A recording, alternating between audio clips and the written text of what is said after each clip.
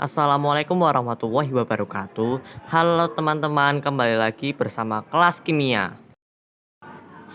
Nah, seperti yang kita tahu, sejak ditemukannya metode ilmiah yang diterapkan di kehidupan sehari-hari sebagai dasar perkembangan ilmu kimia, beberapa hukum tersebut diantaranya adalah satu, hukum kekekalan massa atau yang disebut juga hukum Lavoisier.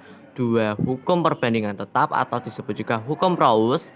Ketiga, ada hukum perbandingan berganda atau Dalton. Dan keempat, ada hukum Gay-Lussac. Dan yang kelima atau yang terakhir disebut hukum Avogadro.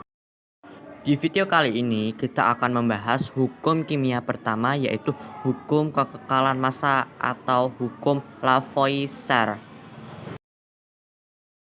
Sebelum membahas hukum kekekalan massa, ayo kita lihat fenomena berikut ini. Pertama, saat membakar kayu kemudian berubah bentuk menjadi abu. Pertanyaannya, apakah massa kayu berubah? Fenomena yang kedua, kapur barus yang padat berubah menjadi gas. Pertanyaannya, apakah massa dari kapur barus akan berkurang?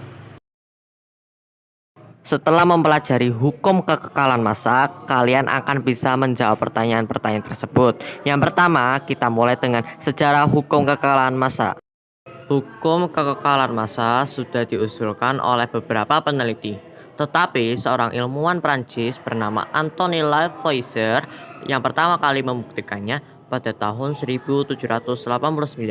Sejak saat itu, hukum kekekalan massa dikenal juga sebagai hukum Lavoisier. Sebelumnya, pada tahun 1748, Mikhail Lomonosov sudah mengumumkan gagasan serupa. Namun, gagasan miliknya sulit dipahami karena gaya atmosfer bumi. Lavoisier berhasil memahami tentang gaya apung atmosfer bumi dan menjadikan hukum kekekalan massa sebagai kunci penting dalam mengubah kimia menjadi kimia modern. Akhirnya, hukum kekekalan massa banyak digunakan dalam bidang-bidang seperti kimia, teknik kimia, mekanika, dan dinamika fluida.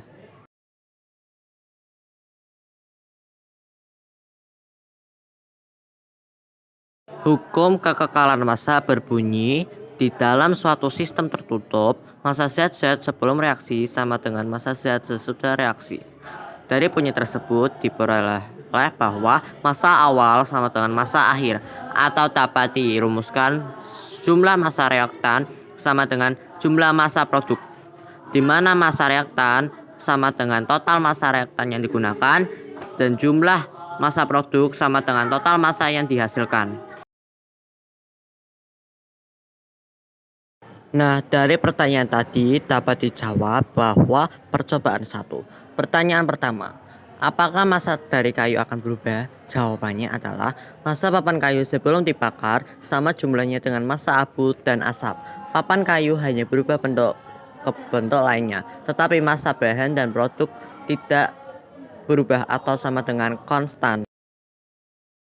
Selanjutnya, pertanyaan dari percobaan kedua. Pertanyaannya adalah, apakah massa kapur barus akan berkurang? Jawabannya, saat menggunakan kapur barus, terjadi proses sublimasi. Kapur barus yang padat berubah menjadi gas. Massa kapur barus terdalam keadaan padat dan gas tetap tidak berubah. Untuk menambah pemahaman kalian, mari kita coba latihan berikut ini. Soal pertama, terdapat magnesium 12 Mg yang bereaksi dengan unsur 16 belerang atau sulfur S, maka berapa jumlah magnesium sulfida yang dihasilkan? Berikut persamaannya. Soal kedua, terdapat 28 gram kalsium dioksida yang bereaksi dengan 22 gram kalsium dioksida, maka akan menghasilkan reaksi apa? Soal ketiga, pada pembakaran magnesium yang dilakukan di udara akan dihasilkan zat magnesium oksida. Apabila magnesium yang dibakar sebanyak 0,098 gram menghasilkan 0,162 gram magnesium oksida, berapa jumlah massa gas oksigen yang digunakan reaksi tersebut? Jadi, kesimpulannya adalah hukum Lavoisier adalah hukum yang mengatakan bahwa massa sistem tertutup adalah konstan.